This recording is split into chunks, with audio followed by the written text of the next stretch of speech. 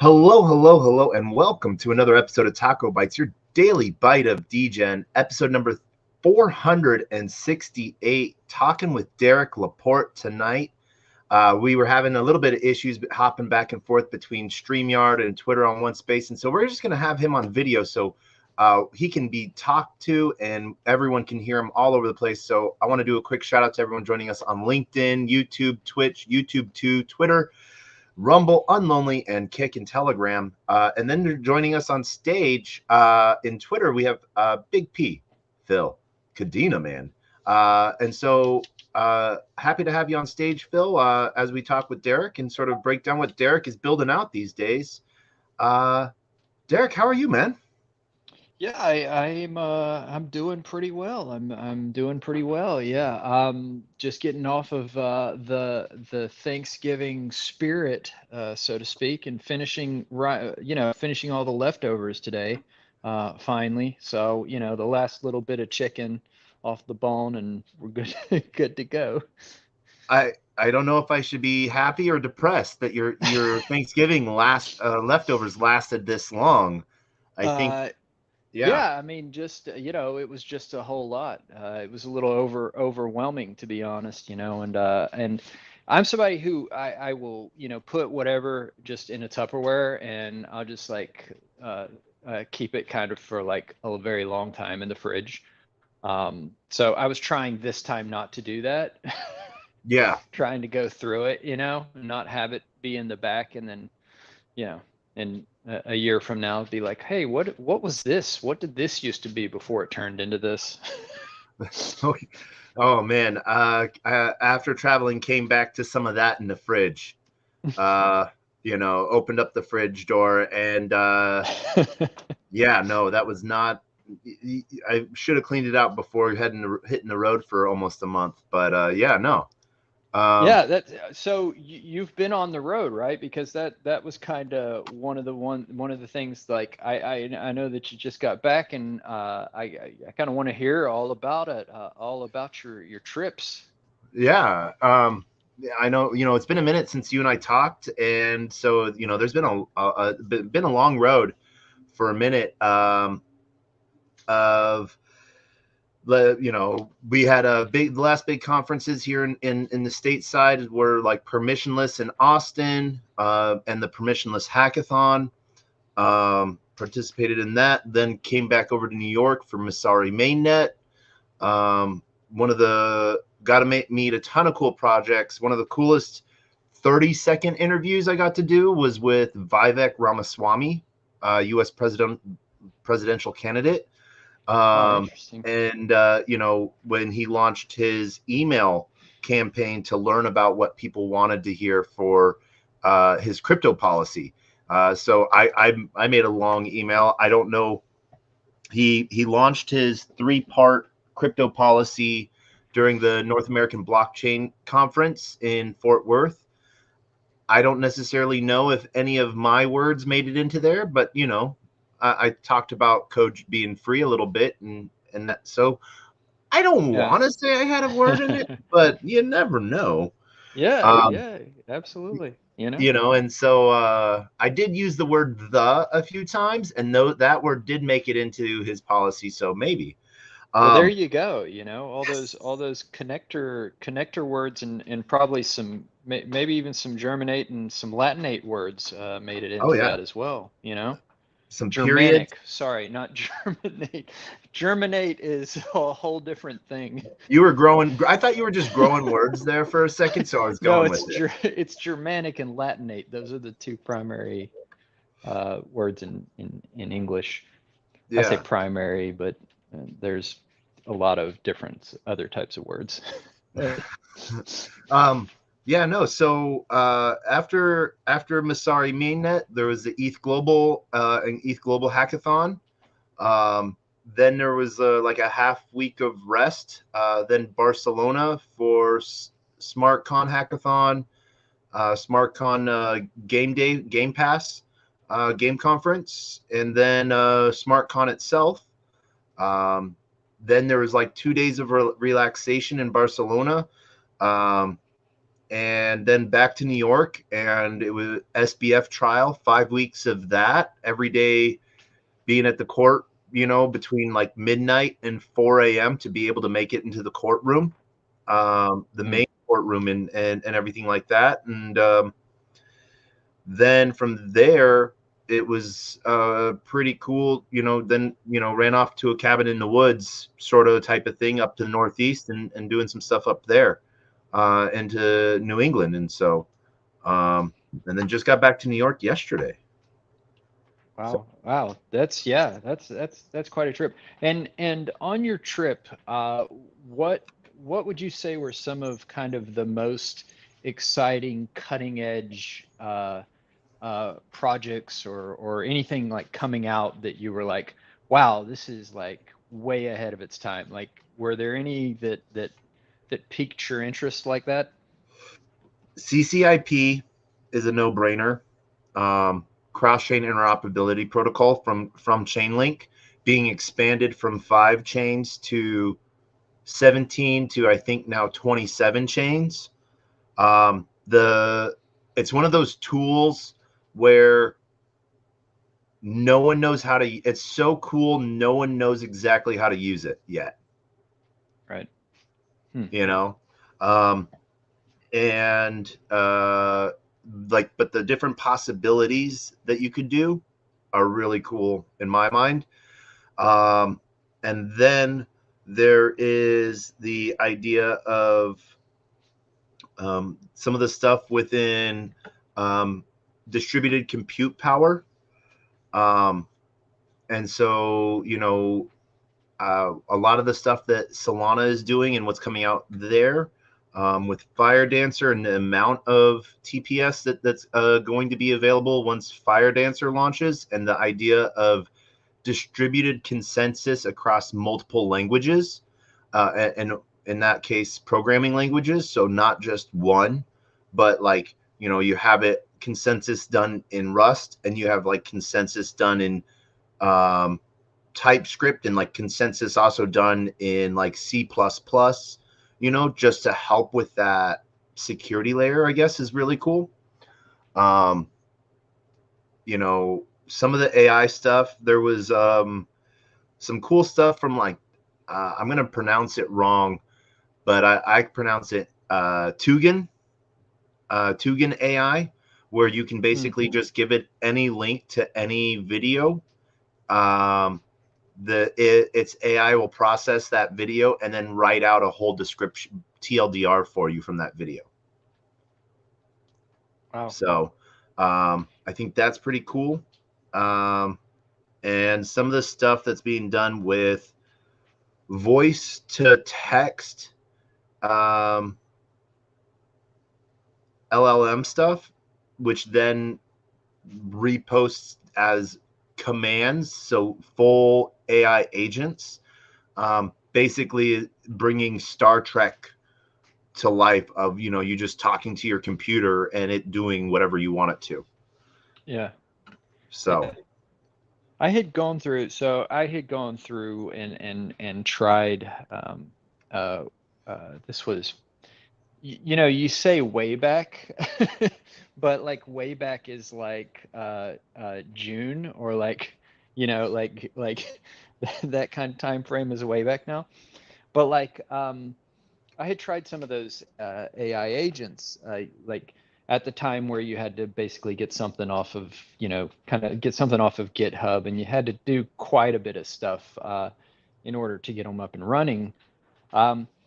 And again, it was like the early days of it, but for sure you could see the possibilities of these things that could just kind of run all these, like just they would just ask you for a confirm of like a decision that they made, and you yeah, would just confirm it, and then it would just go through.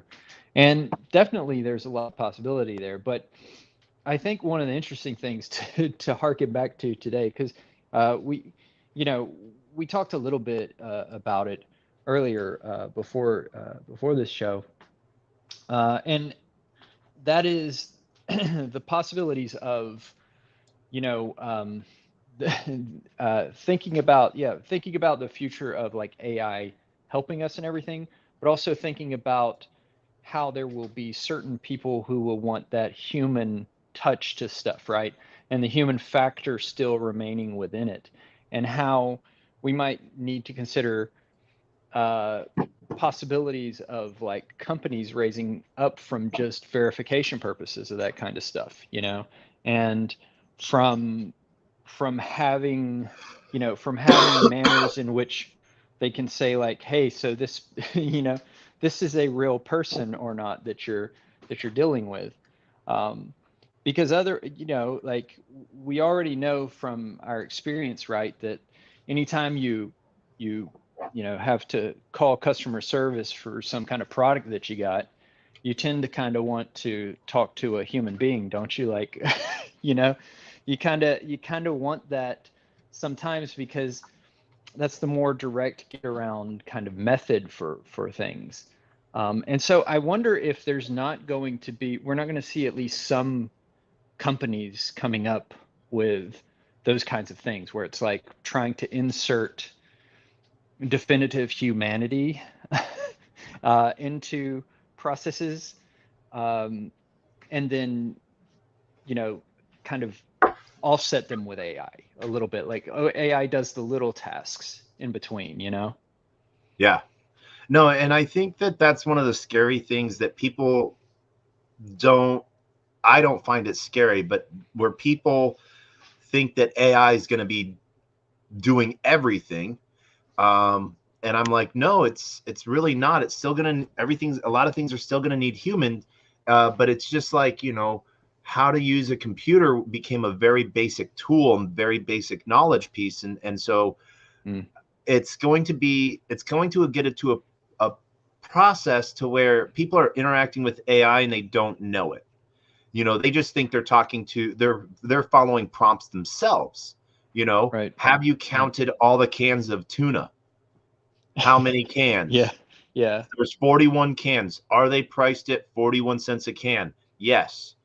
And then, then the AI on the back end will automatically know with shipping and everything like that. And, pricing it, it will be, then it could say something like, you can move this down to a smaller shelf or something like that, as it is less wanted or something like that, along those lines, and, or AI will, I don't know if they're thinking of this, but like, if you think of it from a standpoint of, if you went and physically, because AI is based off of language, information tokens. So if the tokens were, um, you know, labeled, amount of cans, and how many cans on the display and everything like that, and where they were, and then, AI, was sort of understood people's shopping methods enough, it might say, hey, rearrange the shelves like this, and it might Yeah. move or sell things differently, you know Yeah. so um Yeah. I don't know. Yeah. And it is an interesting, uh, it is an interesting thing, right? Because, the whole, they talk about the Chinese room thought experiment, right?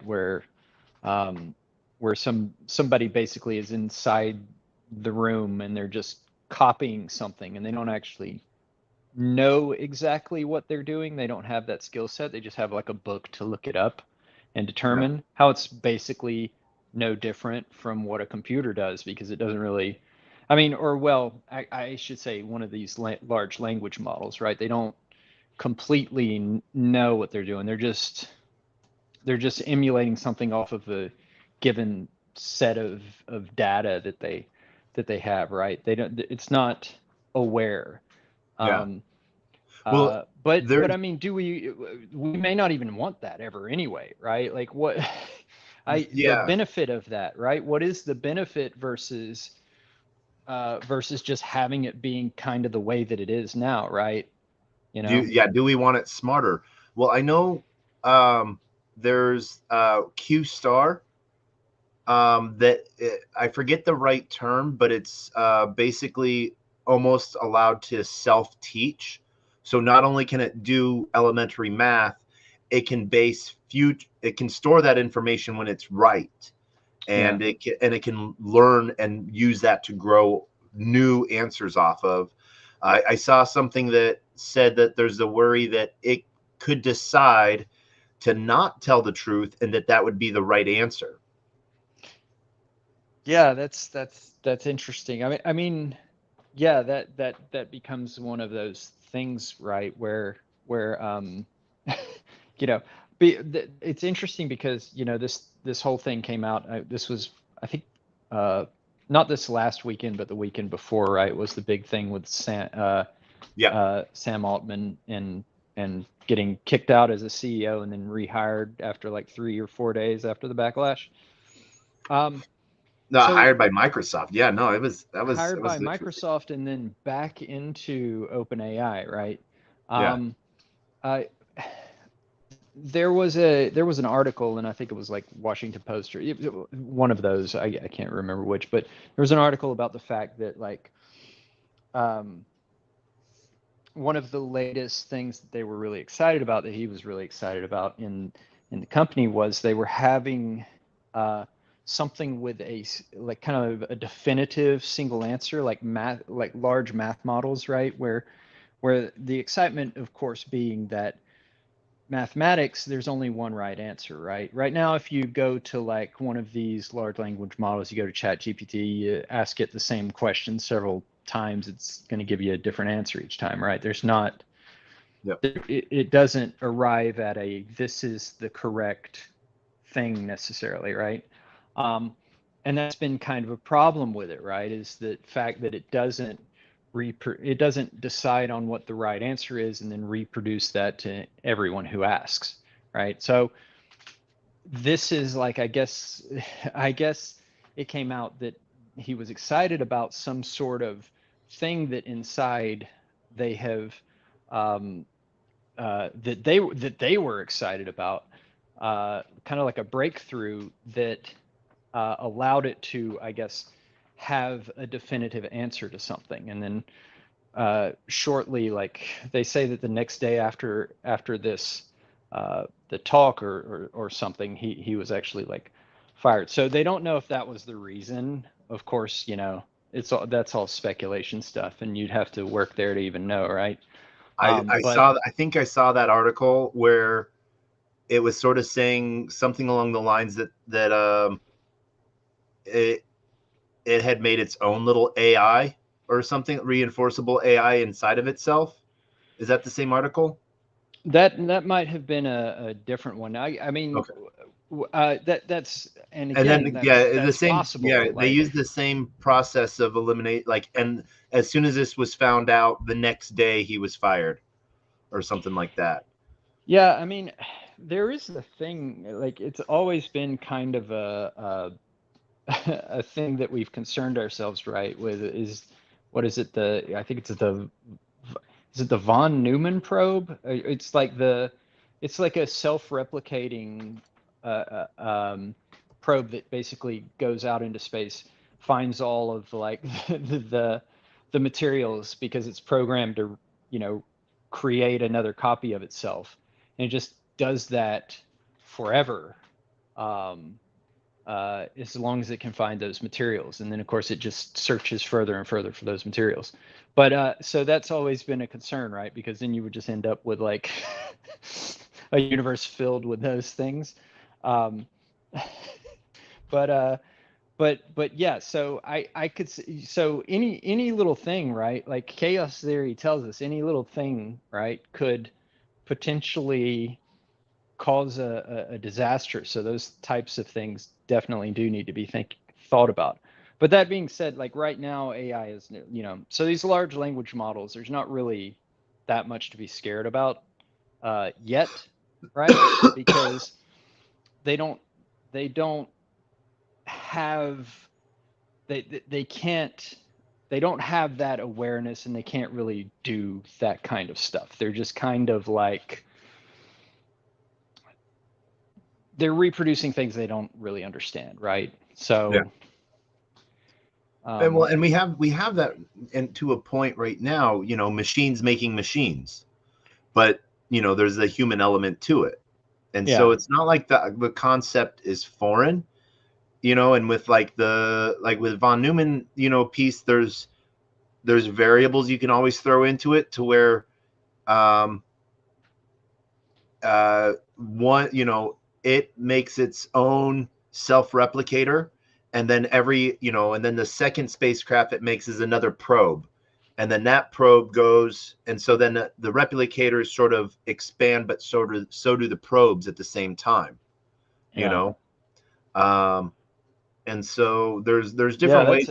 that sounds like some game stuff right there. Like you make the factory to make the probes faster, and you Yeah, pay the extra money for that. Like you pay your extra like diamonds so you can get that going faster. yeah, Yeah, so but like yeah, it makes another probe maker, and then it makes a probe, and then that probe will make another probe maker, and then another probe, and they sort of go off, and like frog hop and exponentially go out. But if you're thinking about it, you know if you've ever built the same thing over and over again, a couple things happen.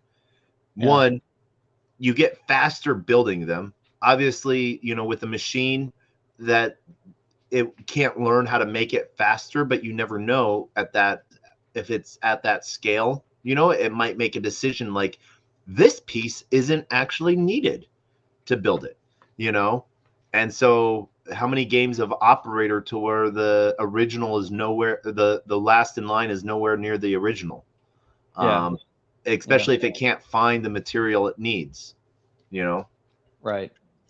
Well, there's a thing too of like, the original, right? The original definition of a meme, right? What a meme is from the Dawkins book, and what he meant by a meme in that book is kind of like this thing like because it's a counterpoint to biological evolution, right? So it's like what is the evolution of a thing like created by people through time, right? What is the evolution of that? Like, so an example of what a meme would be a chair, right? So what is a chair that we have now? We now have decided over building chairs that we should probably have four legs on them, right? So that they're so that they're pretty secure.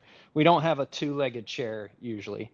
Um, and if we do, we're probably falling over. But we've decided that because all of the bad designs of chairs have fallen away, and all the good designs of chairs have then been replicated by other people who said, "Hey, that's a good design of a chair. I'm going to do that, but I'm going to add this."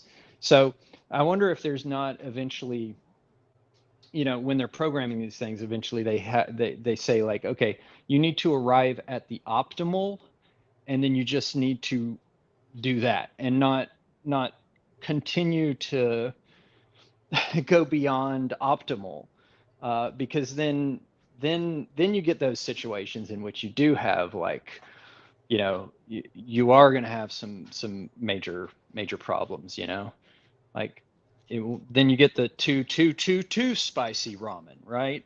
And as as we've seen in the threads or in the Twitter threads lately, like the the iterations on the iterations on the iterations on the iterations and how ridiculous it gets.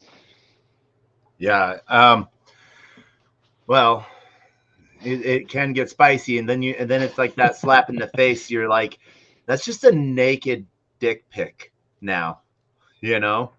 Is that Uh, I didn't see that one. I didn't see that, but I got my NSFW like I haven't switched that thing over because I don't want to have the I don't want to have the full like Monty necessarily, just in case.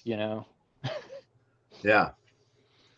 Um, so let's roll back for just a second. We've known each other Yeah. for a while now, but for those that are joining in or listening in later, Derek, who are you? Oh yeah. So so that's a good point. Hey, so I'm Derek Laporte. Um, I've been so I was a film director early on in my career. I've designed video games. Um, I've worked in Web3.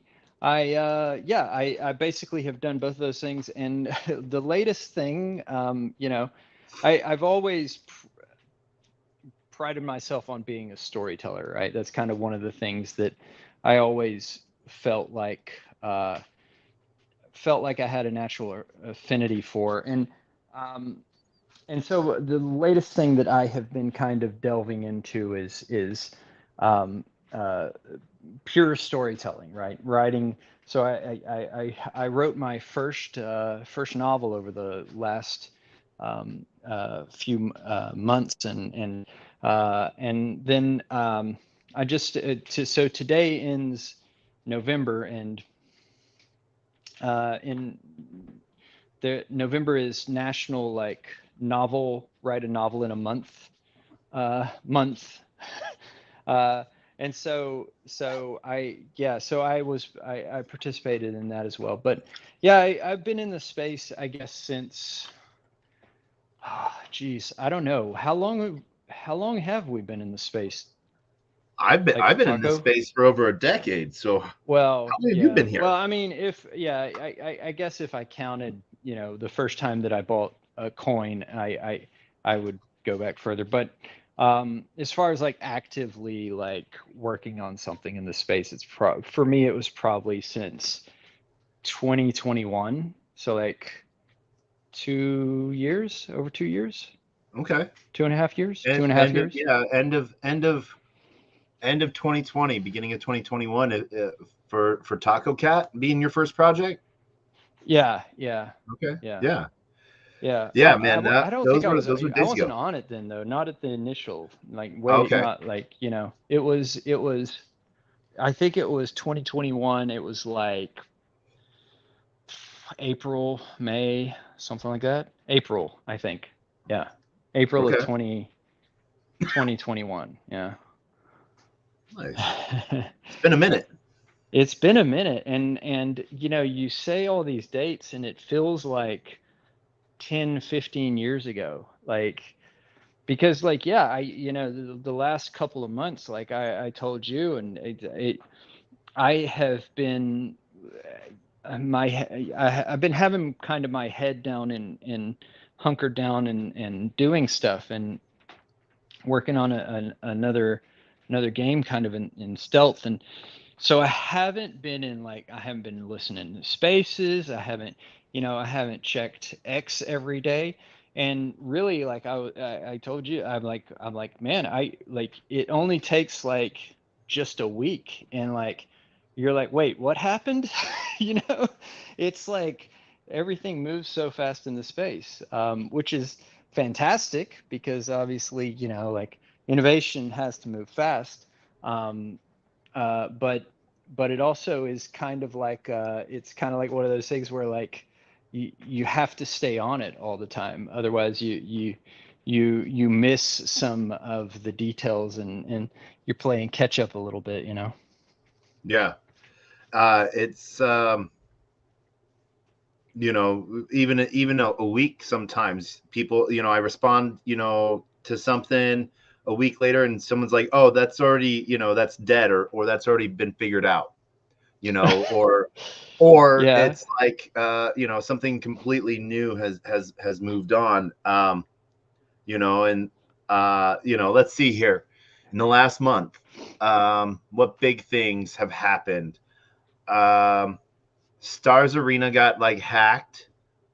yeah. um and then there was some possible shady stuff between Ava Labs and Stars Arena. Wow. um Okay, then I Stars didn't know Arena got, anything about that. I'll get to that. I have a thought on that. Okay, perfect. Then Stars Arena got relaunched, taken over by a new CEO, and the old team is out, and some new stuff is in. Um, and then let's see here. Uh, Shrapnel. I heard some things about shrapnel oh either yeah, yesterday or today, something about like some kind of lawsuit going on. at Oh, really? Shrapnel, and yeah, something involving the founders or CEO or something. They're they're suing each other. One of them's wanting to basically kind of like I don't know. Again, grain of salt, right? Because it's all, post on X, right? So Yeah. um, but one of them, like someone saying basically it's kind of like an attempted hostile takeover, Yeah. but through the legal system, I guess. So I don't know how that works. Although, that is kind of the classic way, right? Take it to court and then let them decide what to do, I guess. But yeah, Man. that was the latest one I heard, and it all, like, it was odd because, like, I had not been seeing them much, like, on the little bit that I check. I had not been seeing them on the feed, and then I saw them mentioned quite a bit yesterday, and then but then this, I think this came out either yesterday or today. I can't recall which, Have but have yeah. you have you played Shrapnel yet? No, I haven't. I've seen, like, I've seen the videos, and but I have not ever had a chance to play it. Have you? I haven't played it yet, but so this is my funny tie to Shrapnel. And now that there's a lawsuit, I'm actually going and looking at my NFTs real quick, like a Degen does, you know, um, Right, right. trying to see what, because Get that lawsuit bump, yeah, that either a bump. It lawsuit all bump goes or that valuable lawsuit dump. when people are suing everybody, then your value goes up, right? That's the way that works. Yeah, something like that, you know, or you think your value is up. Um, but let's see. But so no, when was it? Let's see here. August, June. Um, I think it was June. A friend uh gave me a tip on an NFT Hmm. that wasn't moving around. It was from an unnamed collection, and they were $4 a piece. Um, and I was like, okay, cool. I think I bought like 5 of them or something like that. And then I forgot about them. Then I was at Permissionless, and Shrapnel had a booth there. And I was watching the gameplay. I was talking with some of the core devs, because they were hosting a whole network right there, and sort of what they were doing with that. And then I like was watching the video, and they had their Shrapnel Power Pack come up, and I Hmm. was like, I recognize that, and I was like, no, hold on a second, like oh yeah, um, I'm looking, yeah, the Shrapner container units, and yeah. So right now, this is hilarious because I ended up selling one of them, like, and so they had upgraded the NFT, made it all 3D and moving, and updated the name collection and everything like that. And then they started to move, and I was like, cool. I sold one for I think it was like $16. And then I sold the second one for like $25. And right now, the floor is 69 Matic. So like what, 55 Yeah, bucks there, yeah, you know? yeah, So I'm yeah, like, I sort of wish I had bought a whole bunch more. yeah. It's, you know, the thing is that I think with a lot of these kind of Web3 game companies,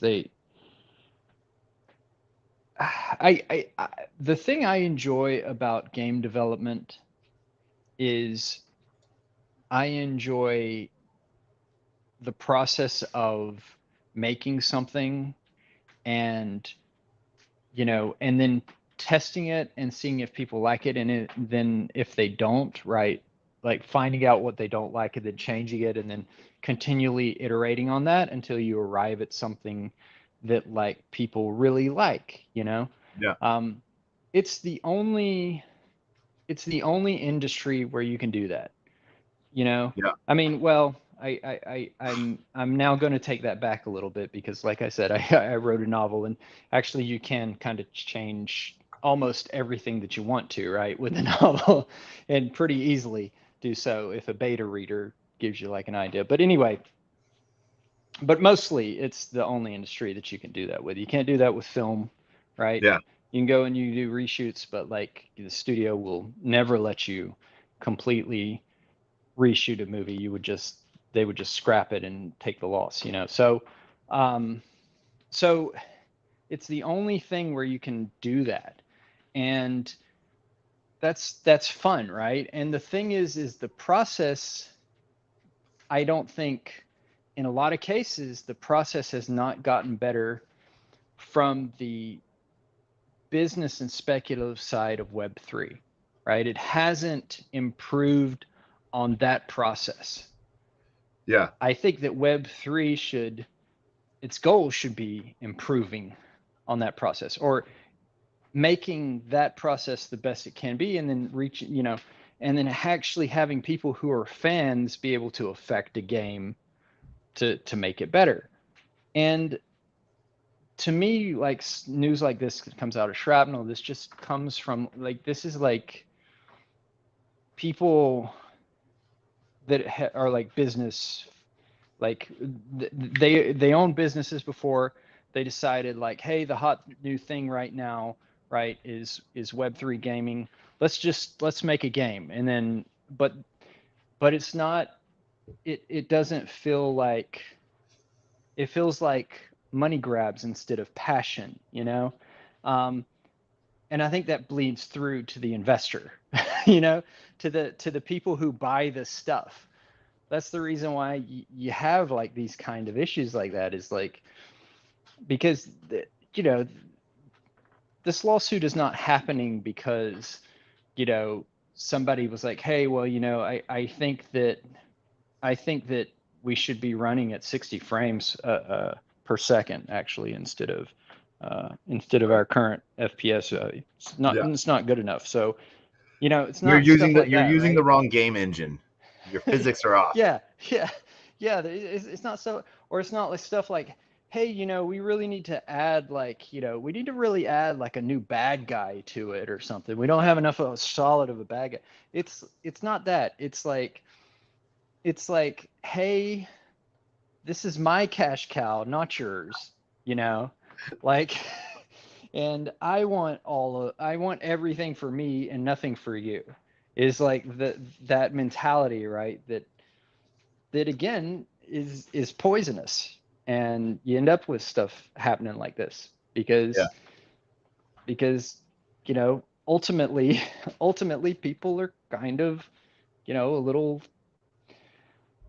a little bit bitter towards each other often, you know, and they don't make business decisions based upon, you know, business and thinking of even the customer in this situation, you Yeah. know, because absolutely this is not good for the holder of any of those assets, you know. This Yeah. is this doesn't benefit the, you know, okay, maybe I think it benefits you in the long run, but you know, I don't know. It just seems wrong-headed, you know. Yeah. Well, it's one of those questions, um, where the direction of, and so what's really weird, you might, and I think you can attest to this. It seems like when things are bare and when things are tight, that's when teams like build and get together. But like Yeah. unprepared for success seems to tear teams apart.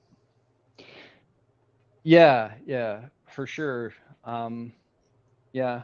I mean, I think both things are different issues, right? They're both issues, but they do kind of uh, make make things different, as long as the funds are there for like the development team and stuff during a bear, it's not necessarily that bad.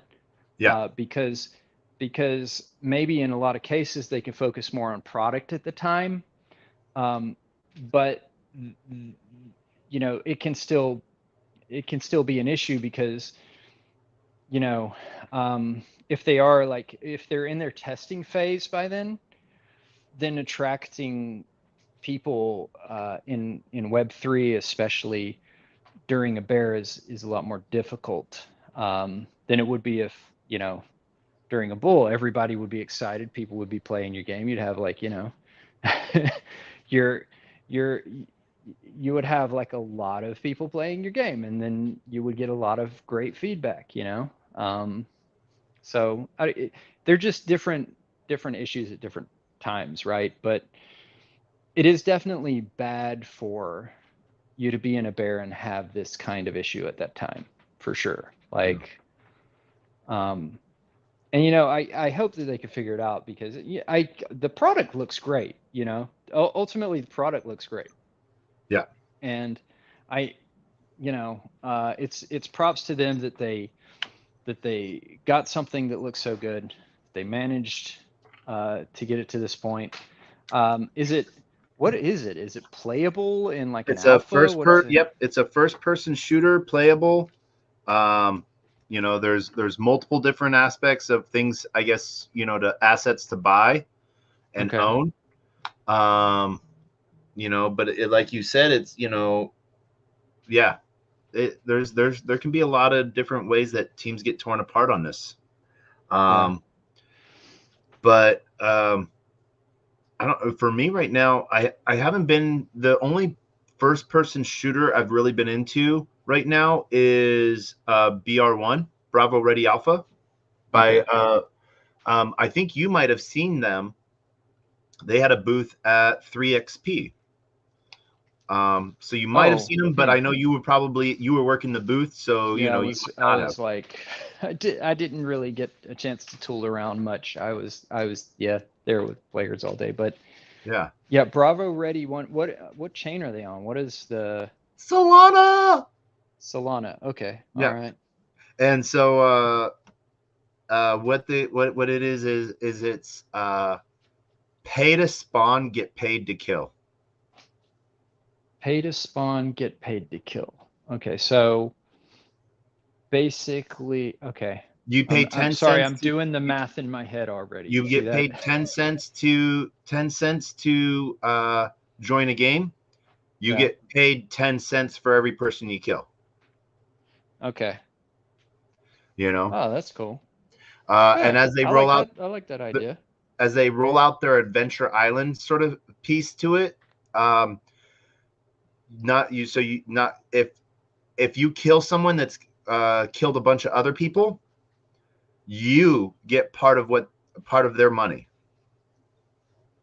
Okay. Well, when are we gonna have when are we gonna pay people to just be mid? When is that coming along? When is that product coming out? To just be mid?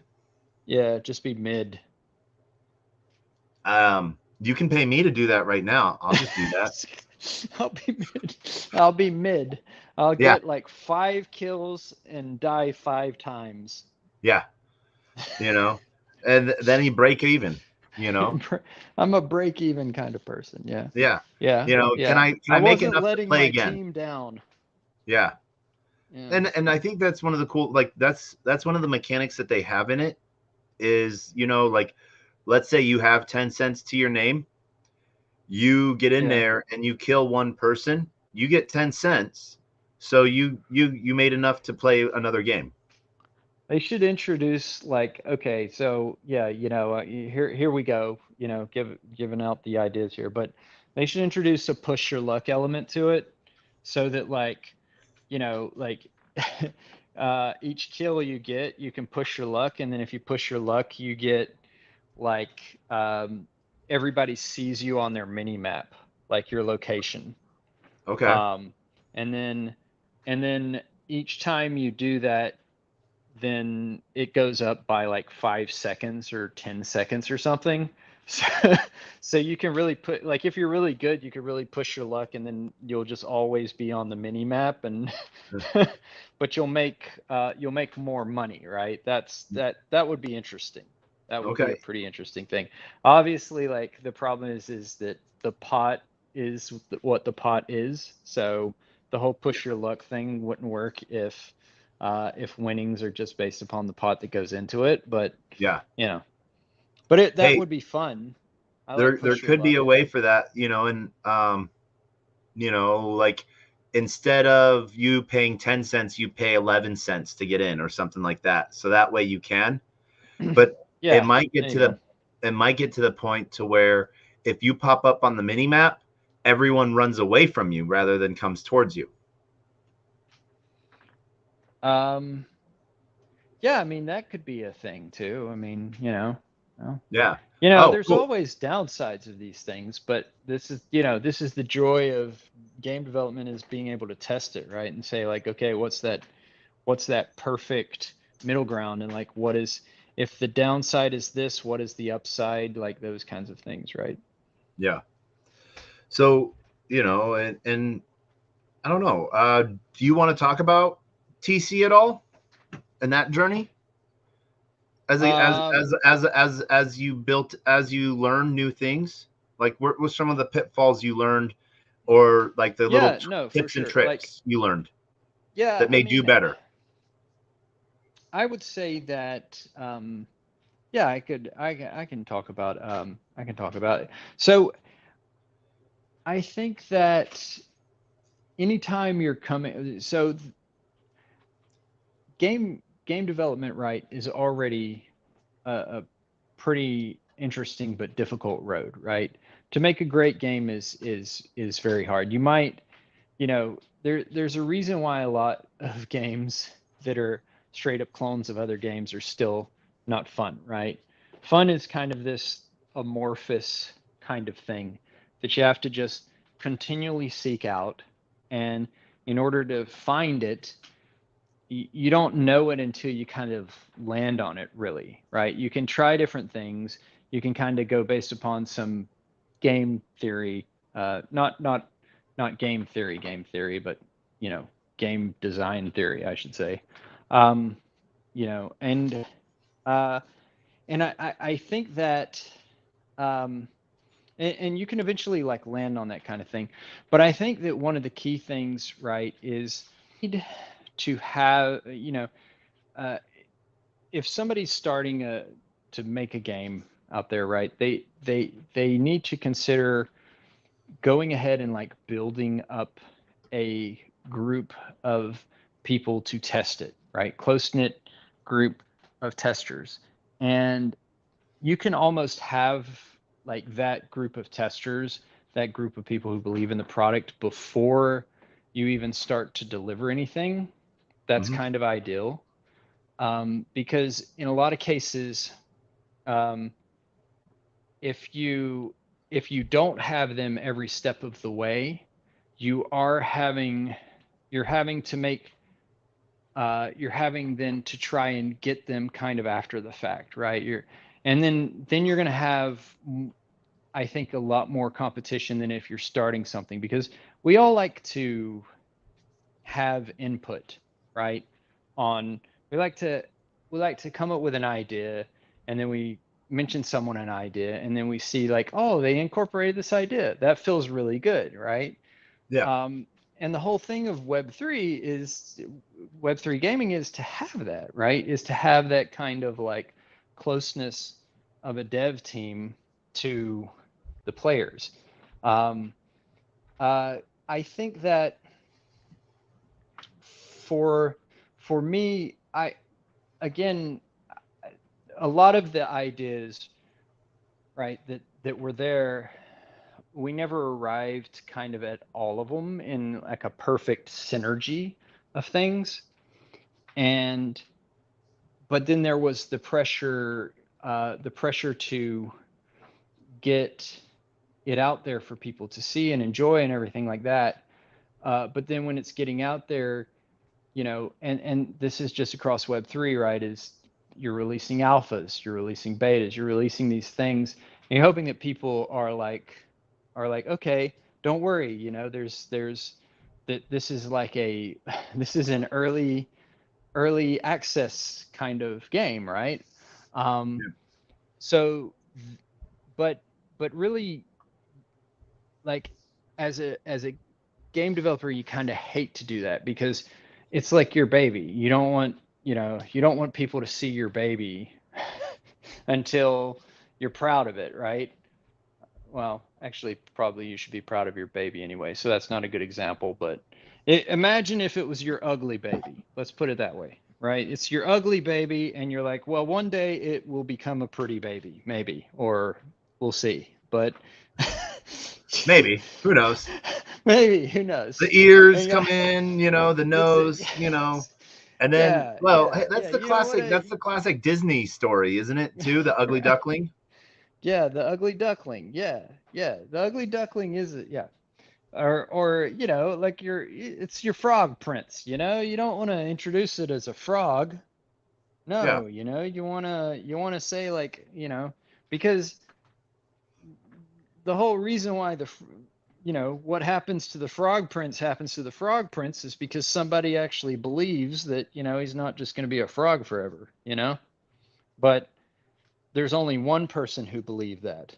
And that's the whole point, right? Is that only one person believed it. Or Beauty and the Beast. That's another example. Well, that's two different people. I Yeah, think, that's true. yeah, I think ugly duckling might be the closest piece to it, but then, um, or I'm the struggling classic, for an analogy. Yeah, the it's the true. high classic high school misfit, that gets the makeover. Ah, yeah.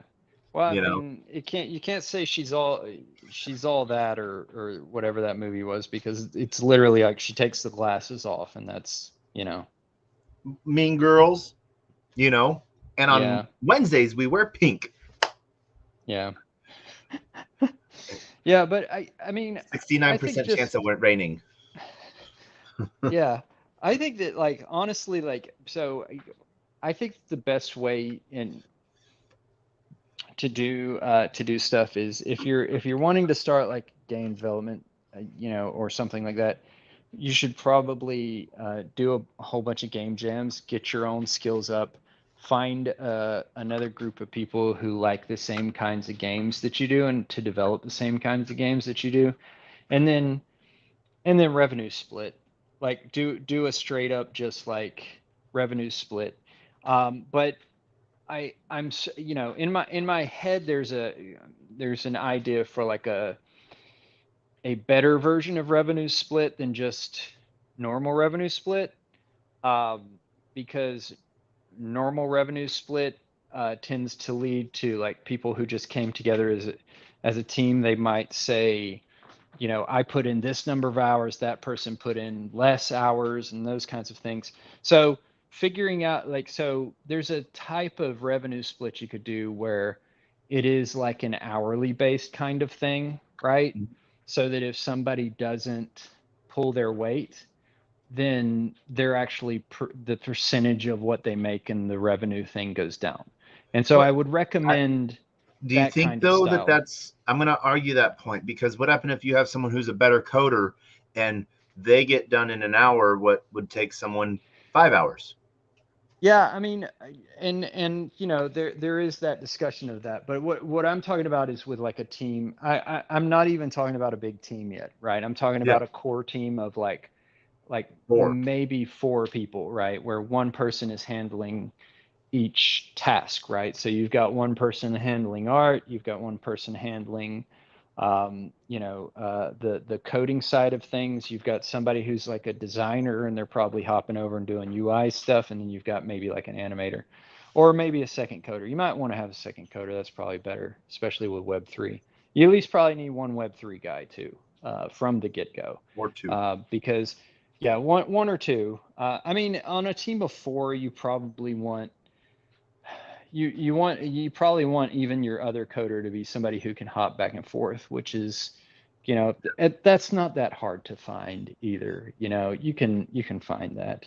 You Yeah. know, And um, do you feel that that from a developer standpoint or from a core team, that starting off harder, going full React, rather than, with like Webflow or anything like that, gives you a better basis for the future?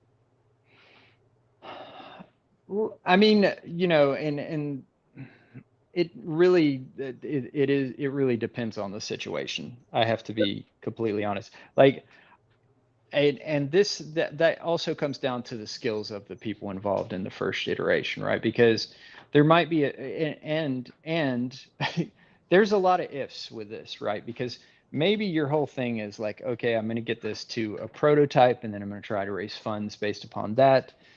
So then we can, then we can at least have some like runway money. And so you might, in that, you might be selecting not necessarily the most operative, but you're selecting the quickest, right? The most time efficient way to get to that prototype. Because ultimately, if you're starting it as a passion project with like a group of like three other people, Yeah. um, unless you manage to get a grant from the get-go without having any product to show at all, which has happened in the past, right? But that's Yeah. usually kind of a bull cycle thing. But unless you're doing that, then you're probably all the time in which you're kind of everyone's kind of like in it for the passion and not not getting not getting paid for a while they're making that prototype, right? And so you want to kind of mitigate that, right? Minimize the amount of time that's happening, Yeah. um, so And I know one of the hardest things I saw you have to go through, where you got a lot of community help, was naming of assets. yeah, I mean, yeah, like yeah, naming of assets is a good thing too, right? Like that could be another thing too, where like you want to give people something, uh, and creative input is good on those kinds of things. Like, don't you know, um, you know, probably it's better to not stress yourself out too much about naming of assets. Or do if you're Yeah.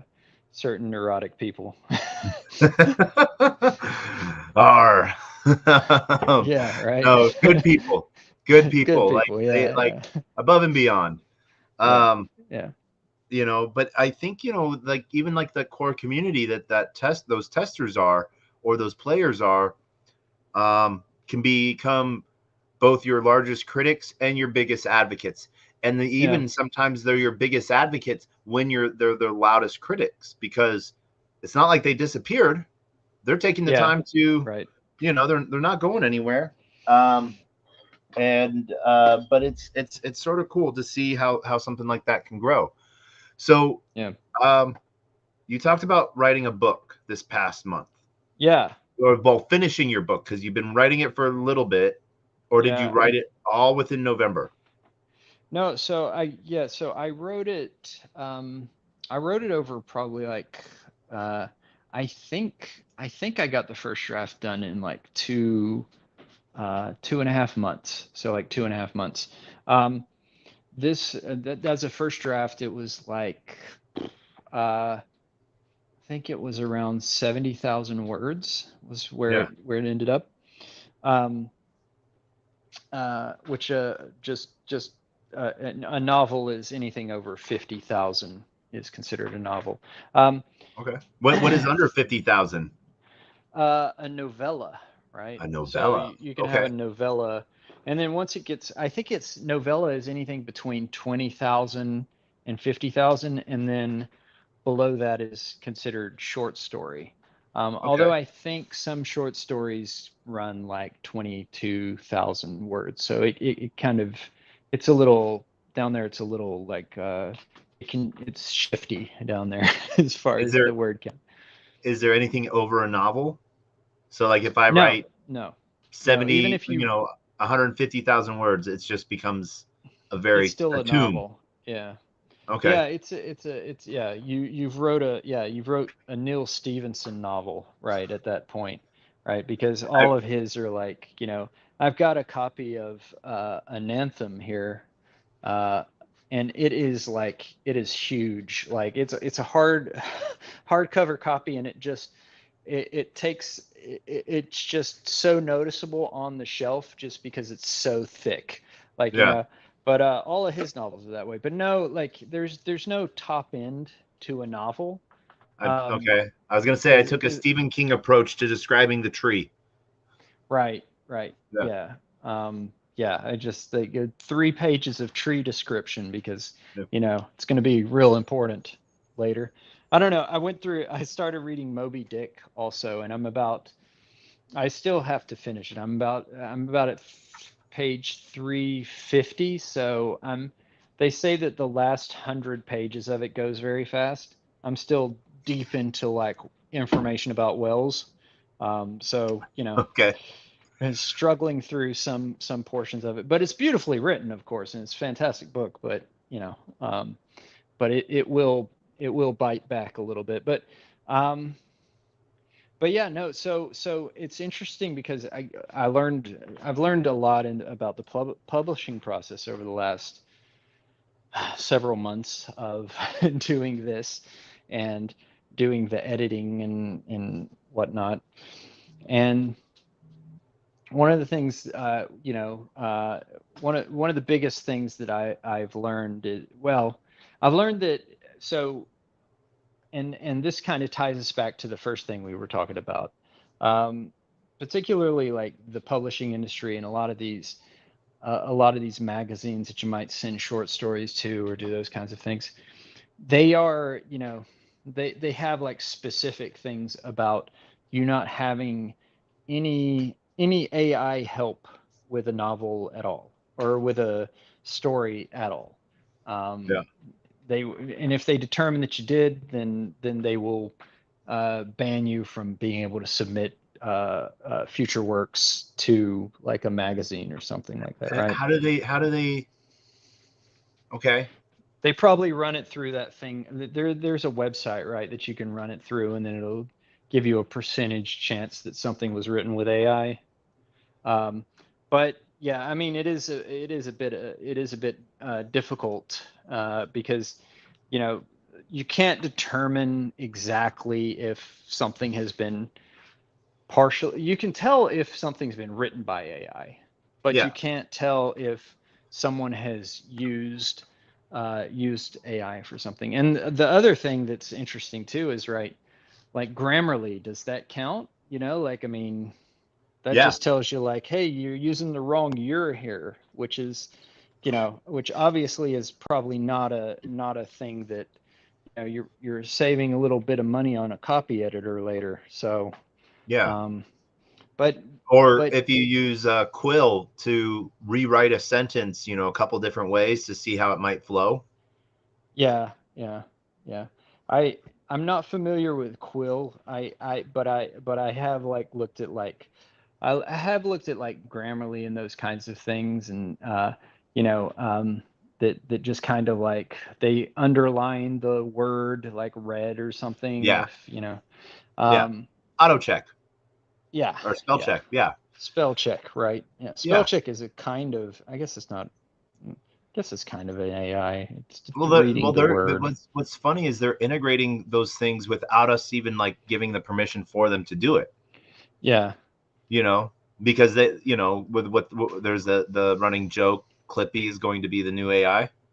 yeah, How may I yeah, serve you today? yeah. I No, so looks like you're trying to do this. It looks like you're trying to write a book. Want me to write it for you?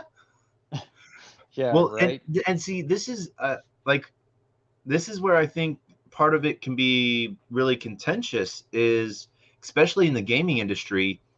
Um, I know a lot of times some people were like they would write out their own features of a monster and then they would put put that into AI to see what it would spit out for storyboard, just ideas, you know, Hmm. and then that, whether that looked anything like the creature that they ended up going with and designing, or just using it for like base imagery and stuff.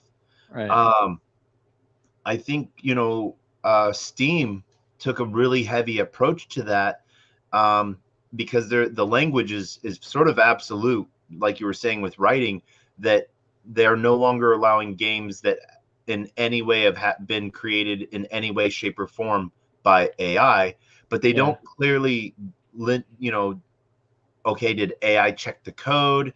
Did AI, help with the storyboard or make images for the pitch deck? You know, Yeah. uh, did they use AI for responding to emails about the game building or something like Yeah. that? Like an AI Right. CRM, and so when you take those really blanket It's approaches, it stifles, I think. yeah. And well, and the other thing is that in general there is a lot of like, and this is for sure in the games, the game industry right now, which is, so I do like a monthly meeting with several of the studios here in Los Angeles. One of them actually recently came out of stealth. I'll talk about that in a minute because I think it's pretty exciting. It's not a Web3 game company, Mhm. but or game studio, but it's still one people should be excited about. But anyway, there was a whole the first one I attended. There was a whole kind of discussion about AI, and they were kind of like I with the little bit that I knew, you know, uh, uh, I would say that I was still probably one of like the three people there that knew the most. And this is like normal. This is normal game studios here. They really had not, and this is HR companies within it too. And so they had not even uh, they were kind of skeptical about it, so they really had not researched much into it, the possibilities of what it could even help them do. Um, Even though I do feel like in a lot of cases, some HR things do use this anyway, right? For like going through resumes and trying to cull some of those out before they actually go to anybody's desk, Um, but yeah, it's kind of it's fascinating, right? It's fascinating the initial skepticism towards it. Um, I do think that one of the big concerns, and possibly it's a valid one, and actually for sure it's a valid one, which is copyright issues, right?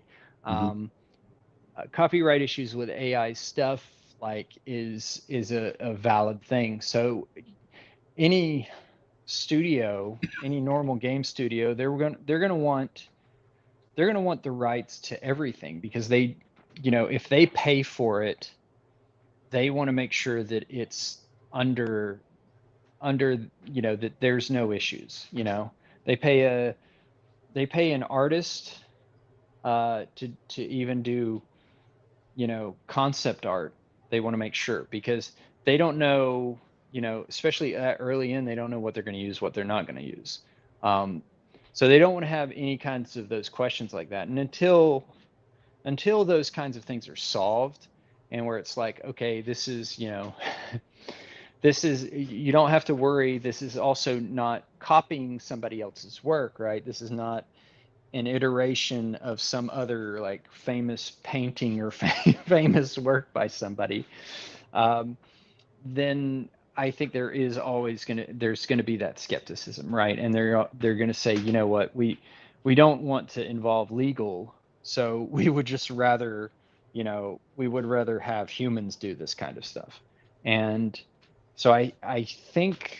I think that has a lot to do with the thinking. That definitely has a lot to do with the publishing industry thinking about it, right? Because they don't want issues with, you know, plagiarism from these AI things that are rewriting. Like, where does, you know, they're concerned about where does that come from? You know, where are these words that are put together? Where is it coming from? You know, Yeah. um, I There's a crazy piece to it, of worry, I guess, on plagiarism, but derivatives, you know. yeah Um, and I was listening. I was planning on being in DC right now for a regulatory conference that also had the day before an AI conference with Axios. And there was a musician that was talking about what he's doing sort of with AI and how he's having it like try to help him find like, like a melody tune or something like that, or like what should I do for a bass piece here type of thing. And he was saying that like music in AI was just horrible. Like you ask it to write a song or a limerick, yeah cool, it will make it, but it has like no rhyme or reason, unless you add in the style of, and right then it will come out like them. And so, right you know, I know I don't know if anyone's done this yet. I'm really like, what happened if I ask, ChatGPT to write a song in the style of Willie Nelson and Eminem? yeah like this is yeah it's a valid thing. I and that's the I thing don't that know. Give me tells a you. topic. Give me a topic Okay, here. okay, yeah, wait, a topic or a song? Why don't you just Give do me. that like you said? gi- I Write am, but write it. In the style of Willie Nelson and Eminem about what? about let me see, about my dog dying and my truck getting lost. I don't know. Okay, of Willie Nelson That's and much more closer to Willie Nelson than Eminem. I should have put the two together. About, yeah, about having a problematic mom and my dog dying. okay. Uh, uh, let's see here. Let's see here. Um, Willie Nelson and Eminem. Um, if I could spell, that would be good. Wait. About Eminem, about my dog dying, and what was the other one? Problematic mom. I mean, it should be able to it should be able to just put two songs together. Pretty easy. Problematic mom. Yeah. Okay, this will be interesting. Verse one, Willie Nelson style. Okay. Oh Oh, wow, it's broke it down. It broke it down. It was supposed to put them more together. What the it heck? did. It did. Okay. Oh, All okay. right. So verse one, Willie Nelson style. Well, my faithful hound has left this earth today with a heart so heavy, can't find the words to say. He was more than just a pup. He was my friend. His loyalty and love, they had no end. Chorus, Willie Nelson style. But now he's gone, chasing stars up high, leaving me here to mourn and cry. Oh, my dear old friend, you'll be missed. In my heart, your memory persists. Verse 2, Eminem style.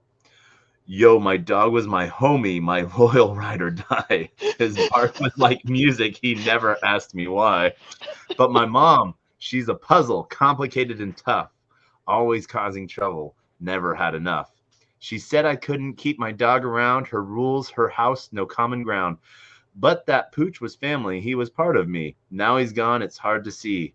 Chorus, Eminem style. My mom and me, yeah, we clash and fight. She never understood, she just wants to ignite. Lost my dog, lost my mind. In this chaos, gotta find my kind. Bridge, Willie Nelson and Eminem blend. Ooh. Through the pain, through the strife, I'll hold on to memories, cherish his life. Mom's ways, they might cause distress, but my dog's love, it was the best. Outro Willie Nelson style. So here I am with a heavy heart, saying goodbye. We're worlds apart. To my dog, my friend, rest in peace. Your spirit lives on. May it never cease. Wow. Wow. That's yeah, Okay. Yeah. I mean, it does a concentric idea based upon that, right? Which of yeah, course it would still do one, um, but yeah, let's definitely in the style of is giving it a lot more flavor, for sure. yeah. And and that is again just a sign, yeah, for sure that it doesn't understand at all what it's doing, right? It's just No, emulating something. So it yeah, emulates, it doesn't create, right? yeah. And I think if we broke that down a little bit, like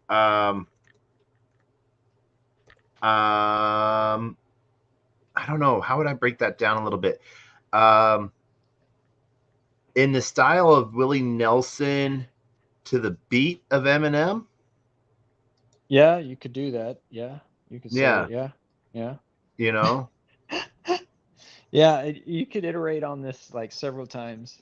I remember I was just like going through and looking at what it turns out like if you tell it to like, hey, write a script about like an AI overtaking the world, and of course it does, right? It'll Yeah, give you a it does what script it's told. about yeah, and you can even name that AI Chat GPT and it'll just go ahead with it, and it's like, okay, well, Chat GPT's taking over the world, blah, blah, blah, blah, blah. It's like, Yeah. yes, you don't understand what you're doing. Have You don't understand the ramifications of what you're doing, thing. Have you played with Bard or Grok yet? No, no. I Grok is the one that Musk did. Is that the one that Musk Yeah. did? Yep. And then I haven't gotten into Q Star yet. But a new plugin I just got for ChatGPT that I haven't used yet is Wolfram. Hmm. Basically, it teaches my LLM physics, Interesting. Huh. and so then basically it can be used for anything in that regard. Nice. So like any kind of physics thing that you could possibly Yeah, want. or math. It has all Yeah. of these rules and tokens already pre-made and everything, Yeah. Wonder if which is it will ever. I mean, I imagine eventually it'll happen, right? That it'll solve some of those big problems that we can't solve. yeah, Um, I imagine that's going to be kind of a thing that's eventually going to happen. And not only that, but like maybe maybe eventually AI and all this stuff will actually come up with a proper thing that like that like gives us a theory of everything that applies at a quantum level uh, and and and coincides with our physical realm. And not only that, but like it'll be able to figure out um, uh, many of the issues with uh, uh, uh, uh, our society as a whole, maybe. I guess I'm being hopeful in the moment right now. So, yeah. Or or it'll it kill us all. That's the it just solution. it will spit out the answer to life, the universe, and everything is 42. That's probably what it's going to be. Yeah. Yeah. um and yeah. Yeah. But for sure, I it's a long way from doing a lot of those things that people are concerned about, right? I really think that it. I read a thing today because um, I guess SAG is considering going back on strike because the deal that they made with the studios is not very good. I heard that they still allow people to be scanned So like the AI thing is still an issue with the SAG agreement that Yeah. they had with the studios. So you know, it is like more power to him, like because I think the fight is just because we shouldn't just accept the march of technology without at least somewhat like thinking about how these things are used, you know? Yeah. Um, I I'm one of those people who I always thought it was weird that like we've got like an FDA, right, that handles yeah, we've got a government thing, some government oversight into drugs and stuff that we put in our body, but we we have all this technology stuff that completely changes our lives and in some ways are, we people are addicted to to their phones and stuff like that, right? And we Yeah. don't have any type of body or thing that ever like looked into that and said like, well, now, let's let's think about these things before we just, give them right away to people. So Let's at I least consider these things, I saw, where did I like, I didn't think it out all the way through, but I saw part of this thread, and so I didn't read it all, and I thought about it a little bit. It's sort of a contentious issue based off of this, and I understand there's the issue with both actors and actresses, and writers, having roles taken over by AI or being scanned into things that they might not agree with or something like that. Yeah. But someone's point of view was that they have a hard take on this.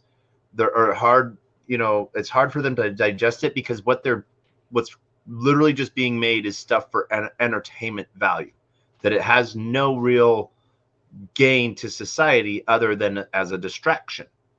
And what they had said, so if this allows movies to produce or production companies to make movies in half the time without putting people at risk, um, and this actor or actress gets half of the paycheck they would normally get, but they're in 5 times as many movies, you know, what's the real issue here? And I don't know if Yeah. that's a deeper question than you can answer, but I know you're in the thick of it. So I Well, don't know if you've I seen mean, that or a better definition of that. well, I would say that uh, the first off, I don't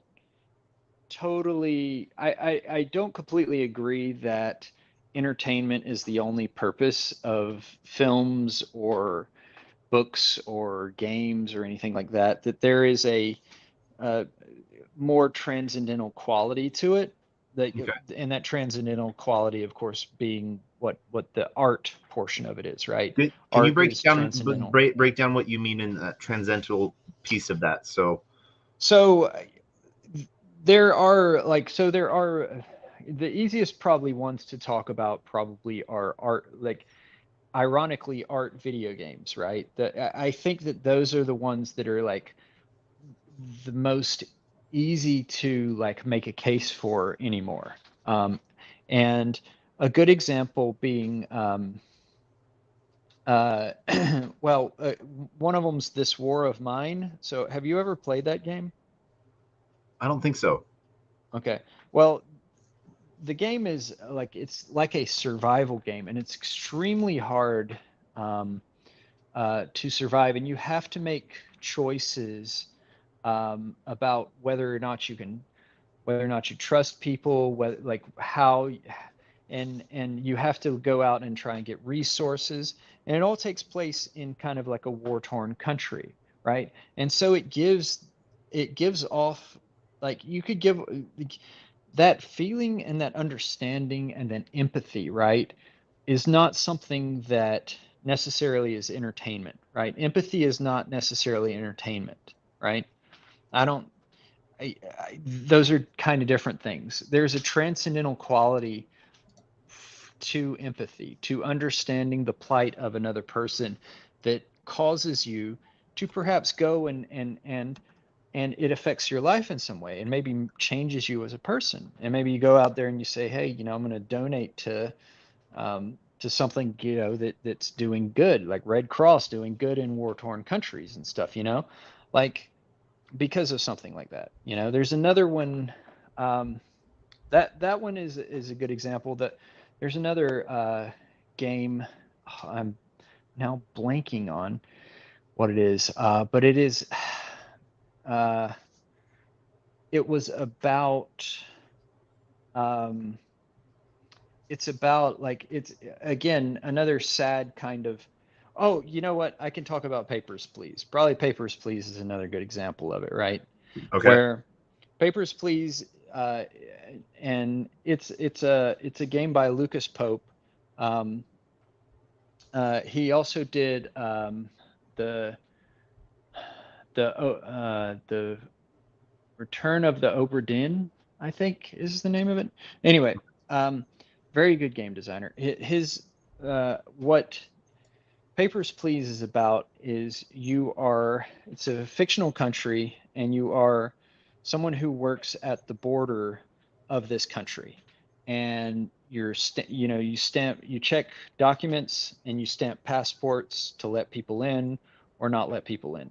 And your country is like the country that you work in is like, the government is not democratic at all, right? Like not a good example of a good government.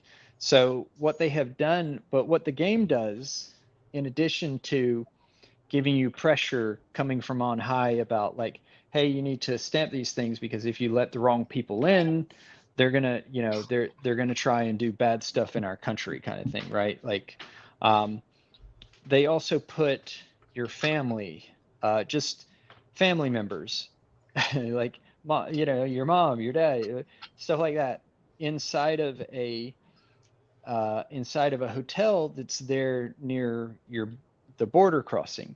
And so very simply, it gives you this feeling about you having to make the decision for your loved ones like that, and the pressure that someone who might, for instance, be in that kind of governmental situation, right? With that kind of pressure on them, like how that might feel. And again, it builds kind of that empathy within you, right? Which is somewhat transcendental quality. Yeah. Um, and it doesn't have to just be empathy, but empathy is probably the easiest one to argue to be a transcendental quality of something that is kind of beyond entertainment. Um, and it because because every movie tries to like do the minimum amount of empathy if it's like trying for entertainment. They just want you to like care enough about a character to like watch the movie. If it's Yeah. just like Adam Sandler thing or something, right? Yeah. They make them. I think like there's the classic first 10 minutes of a movie. The main character does at least one or two awkward things to make you sort of like tie into them. Yeah. To make them like seem a little bit more human. Um, whether it's um, you know some if it's like a billionaire that like everything is sharp and styled and everything like that, it's something as silly as like a nicking themselves while shaving to you know um, tying their shoe in a knot, or something relatable, Yeah. Yeah. um, and so then it bonds you emotionally quickly, but it's that they want that emotional bond to last for two and a Right. half hours and a sequel. Right. Right. Yeah, it's funny because like movies for sure, like it is much harder for you to argue that like there are art films for sure. There's a lot of films that I would classify as art films. Um, but for sure they're not the they're definitely not the bulk out there. There is so you're talking about like empathy or not empathy, but like connecting to a character at the Yeah. beginning of a movie. one of my favorite examples from like when Hollywood got it right in a piece of entertainment doing that is uh, the first Taken movie. So in the first Taken movie, like what they do that's so good and so succinct and gets you connected to Liam Neeson's characters. He, if you remember his daughter, right? So his wife has remarried, Yep. um, and his daughter is having a birthday party at the new house, which is this giant mansion, you know, and Yep. uh, and he brings his little present, right? He brings his little gift to give to her, and then and then but the new dad, the stepdad, right? He's got like a horse. he's, Yeah. and everybody immediately can connect with that, right? Everybody can immediately connect with having been shown up in some situation like that. And immediately, like, you kind of care about that character just because of that little moment there. Yeah, no, it's interesting how Hollywood um, or writers are able to find those little nuances, or they add those little nuances, and you're like, oh, that must have happened to him. Especially like what people call Easter eggs and stuff like that that are hidden in movies. Tied to this person in some way, shape, or form. Yeah. And we see that even in storylines of games these days too, a little bit. You know, Yeah. someone else getting the job, Yeah. like, and you're getting a shit duty instead. And, then that shit duty ends up putting you on the front line of some battle that wasn't supposed to be today. Right. Right. Um, oh, and I know we got a little sidetracked here because we started talking about art, like what makes an art film and everything. Yeah. Um, but to get a little bit back to it, so we were talking about the issue with the issue with AI, uh, and it being actors' images being captured and used, um, potentially without their consent for future ones. So it already has happened Mm-hmm. with background actors. Yeah. Um, there are background actors who were, in movies that were, that they scanned and then they just, they played them back in, right, into different movies as crowd scenes, those kinds of things. Well, the thing about it is that they got paid a day rate, those folks, right? So they got maybe, I don't know, 150, 200 paid for their day. They worked like probably a 12-hour day. Yeah. Um, and that was one time, right? And then that is going to be used in perpetuity, right? So without ever getting paid again. That's kind of a problem, right? Because what is to say that they will ever need background actors for kind of anything except these ones that are like featured background extra, right? Someone who The actually main like has a zombies. line or like hands something to an actor or something.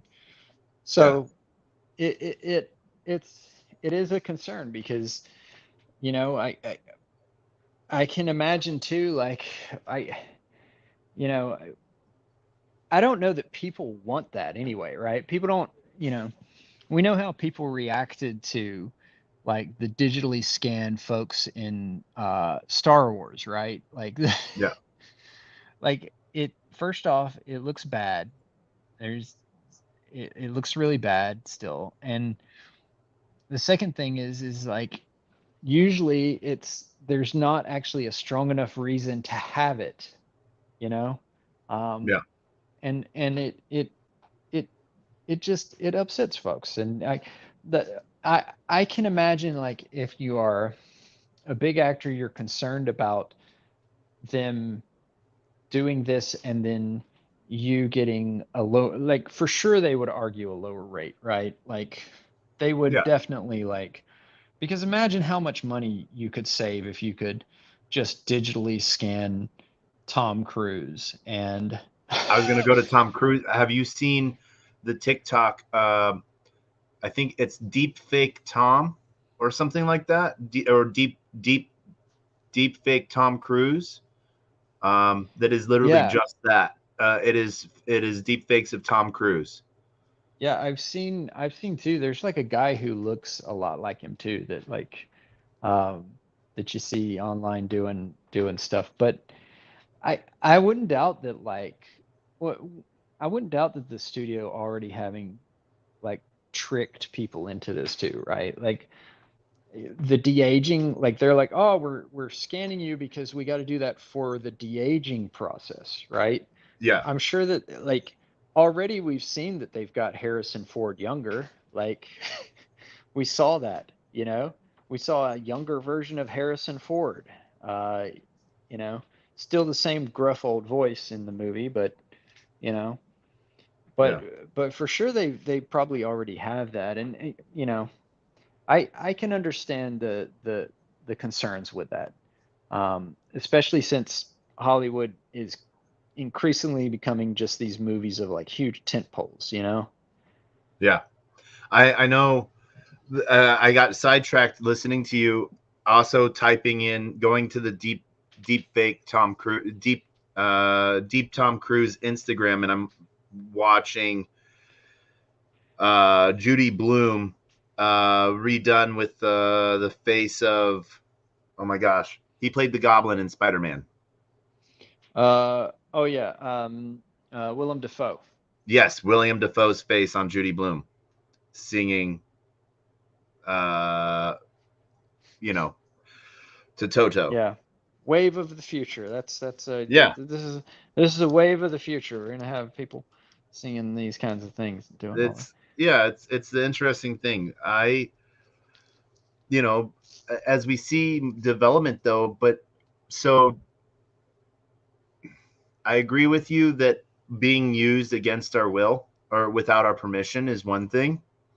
But if it's something I'm signing up for, whether I read the small print or not, should there be, like, for instance, actors and actresses and extras all got scanned for the original Avatar movie, you know? Um, and they did well enough face rendering that I'm sure that they could reuse that today. Um, if that's something that they signed up for and not knowing, should they have recourse on that? Do you think? I mean, I think like you could, and again, this is something they should argue in the contract kind of thing is like, hey, what is the amount in perpetuity, right? Like Yeah, what is the amount that is right for them to pay? Like, hey, like if they use a scan of somebody that they did once, maybe they did, and maybe they determine like, hey, like instead of paying that day rate, you don't have to come in, you don't have to do anything, but we will give you like, half, or we'll give you two-thirds of your day rate yeah, automatically. Like you do something like that, I imagine people are not going to be nearly as upset with you because, I mean, they could sit at home on their couch and make money yeah. because Hollywood keeps using them in the background of something, and that would be probably a little less concerning, for them. Do you? So this is the Degen and me. Do you think there's a solution in blockchain for this? I mean, um, If assets are being used, if they're stored on blockchain and they're used, then there can be show proof of them being used. yeah, I mean, we had it in a way we had kind of talked about this earlier, right? With everybody as a human kind of thing having but I the thing is that the necessity for adoption has to be higher than a certain threshold, right? Um, is it, would that being on blockchain, would that be something that would make it a whole lot easier for studios and those individuals involved with it, or would or and then also not only that, but like the time for them to adopt that system, right? As long as those things are a yes, then it's possible. I struggle to like envision exactly how that would work. um, there's probably absolutely a solution that could be a blockchain thing that does that, but I just I can't quite see it, you know? Yeah. All right. Well, at least I think maybe, where, you know stored on chain, so like data isn't lost, and then it's Yeah, just triggered, and there, but not every solution has to be on chain, you know but yeah. then, but does it have to also be decentralized, and or is that just, um I don't know the right term, happy thoughts, you know Yeah, I mean, and ultimately, like, ultimately the question always becomes, like we're trying to offer a simplified solution, right? Um, because if we offer a more complex solution than anything else, then it will likely not be adopted. People still use systems. We see them doing it, right? We see them using archaic systems that, Cobalt still leads the financial industry in programming, so yeah, yeah. on the legacy format. So people still use archaic systems if the cost for adoption or the difficulty for adoption is over the threshold of continuing to use what they have, right? Yeah. They would rather just, okay, and I mean specifically with that, maybe it's also got to do with personnel as well, right? Like, hey, we've got the people that can do this. We've got, so there's probably a lot of moving parts, the reason why that happens, um, but we always need to, like, I think that your quick hits, or your products that are really going to do well in this, and the chains that are really going to do well in blockchain, are going to be offering a solution that simplifies some aspect of the world that is exceedingly complex, that Hmm. people are willing to adopt, um, Yeah. and and for sure that's out there, and it's one of those things where it's like, well, of course, like, in hindsight, we're all going to be like, oh my God, of course it was this one. This one was, of course, the one. Like, how did I not see it? Or, Yeah. or hopefully we all see it, and we all end up investing in it and getting rich. So we'll see. Hey, I had a token the other day, 56x, you There you know, go. after like 6 months. And, you just never know. Yeah. All it But, takes is one bit of good news, but like for every yeah, one bit of good news, you have like 1,000 bits of bad news that probably, depends on which tokens you got though, for sure. yeah, definitely. But then there's um, there's actors, or organizations that believe that, a lot of this should be regulated, and that, you know, people shouldn't have these large of wins this quickly. It's not good for the economy, you know. Um, and in one aspect, I can see that, if everyone has $1 million, well, then, you know, the price of things will just naturally go up. We see Yeah. this in disproportionately right now, just in like supermarkets based on where they are. The same thing might cost a little bit more in one area than it might in another, but it's the same exact item, and it's just because their target, they know their target audience. You know, Yeah. um, and so, um, if everyone's a millionaire, is anyone? Um, well, yeah, everyone is. Yeah. Well, that comes to if everyone's special, is anyone special? Yeah, yeah, yeah. It's You know. it's the Incredibles thing, right? Yeah. Mm. But no, I know last time we talked about some of the different chains that were doing some gaming stuff. You know, we talked really big on Oasis. Yeah. Any other gaming chains that have your eye right now? I mean, I think that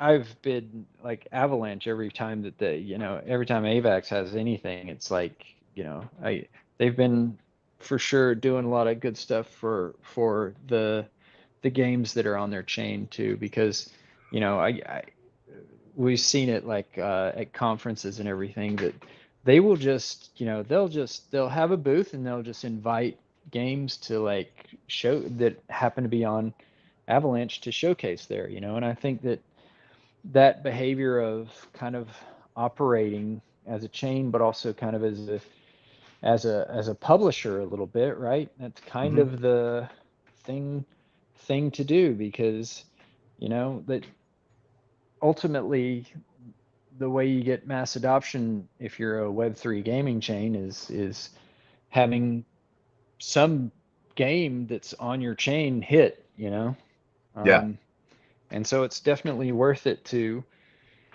seek out to help aid the games that are on your chain, and then also like not only that but like to be on the lookout for those things that apply, like I think I don't think the thing with games is I don't think that the great ideas um, are too difficult to see. I think that if a great game idea comes across your desk, it's pretty easy to say like, "Hey, this really has something." Yeah. Because and I'm still, I still I still think it's not quite there in Web3 yet. I think we have games that are doing unique stuff, but they're still very close to something in Web 2. So much so that they're not, that unless they really, iterate and innovate in some way, they're probably not gonna they're not gonna get the kinds of numbers that, even this what is it? What is the one that came out recently? Something it's beating Call of Duty on uh is it Bad Company? Okay. Or no, it's not Bad Company. I'm sorry, that's the wrong one. It's something company. Oh man, I can't remember the name of this. You'll have to look it up after this, but or look it up now as I'm talking about it maybe. I would, but I'm on my phone. But it's killing, and it's a $10 indie game, and it is crushing it right now Okay. because it's a co-op thing where like you go to like these other planet or something and you like mine and do all this kind of stuff, but it's like apparently super fun. um and on Steam it's outselling Call of Duty. I know there's So Star Atlas. That one's sort of like that. so this one's a Web 2 game. I'm talking about a Oh, Web okay. 2 game that's on Steam. So Okay. probably if you go to just the front page of Steam, it's going to show up. But it's something company. Anyway, once we get some version of that in Web 3, you know, not not particularly that style of game, but like, I mean, one that hits like that, then you know, that's going to be the big, that's going to be the Lethal big Company. draw. Lethal Company, yeah, that's the name of it. Yeah. Okay. Yeah, it's doing quite well, and I think it's something crazy. It's like one dev or something that built that. Um, They always so say it's that, but that's never the case. yeah, it's probably one dev with like a team of 20 people behind him. But Yeah. I don't know. I don't know how long it took him to build it. It's possible with one dev to build a Well, FPS crafting like game. some of the stuff that you can do in Unreal, um, with the entire asset library that's Yeah, available is just crazy. You yeah. can one person can make a world in you know two Yeah, hours. it's to me it's kind of crazy because like just a year ago or something, like, right, everybody was kind of poo-pooing on these games that like had assets from the asset store in them, but Yeah. like some of the top selling indie games like of all time on Steam use asset store assets, like Phasmophobia being a perfect example. Like all of the sets, all of the houses, the haunted houses in Phasmophobia are from the asset store. Guy Yeah. got downloaded them from the asset store. What makes a good game is not just it's not just the originality of the art assets, right? It's gameplay, right? It's about Storyline. that storyline, gameplay. It's the melding of all the two, and there's no one particular thing, right? Because some games the storyline will be the thing that sells it. Some games will be, the gameplay that sells it. Yeah. How Some how will be the playable, how art. fun it is. Yeah, Like there was the one game, what was it? Up, I think, uh, where you were uh, just climbing different levels. You were just climbing. yeah. Basically, yeah. And that was just like, like a Fortnite build in a way. Yeah, it was a take on that Bennett Foddy Getting Over It game Yeah. from years ago, I which still, oh, what were you gonna say? no, which really, like, if you're smart too, you'll look back at trends, because that there's like a there's like a whatever, it came out in 2023. Did it come out this year? Or I think it came out this year, end of last year, that game. Yeah. And then the Bennett Foddy one came out, I think, in 2017 or something. So you've got like a 5 year something cycle, right, where people have forgotten about a game from 5 years ago that was a real big hit. You can Yeah. just do kind of like, obviously you don't do exactly that game, but you like at least take the core experience that game was, and then iterate on it now, uh, and Do you buku think loads of stuff. it's a resurgence for ET then? That probably. I know right now in books there's a resurgence for dragons, right? Yeah. Everything's dragons. Dragons, monsters, from like Witcher and Game of Thrones, sort of classic tale, it's Yeah, sort of interesting. Um, yeah. you're going to laugh at me. I only have 3 games in my Steam account. Okay. Magic the Gathering. Yep. Okay. Um. Uh. Hmm. Team Fortress 2. No, probably Nope. not. Nope. That's a We good game. played this game. We tried to play this game. Oh. Barotrauma.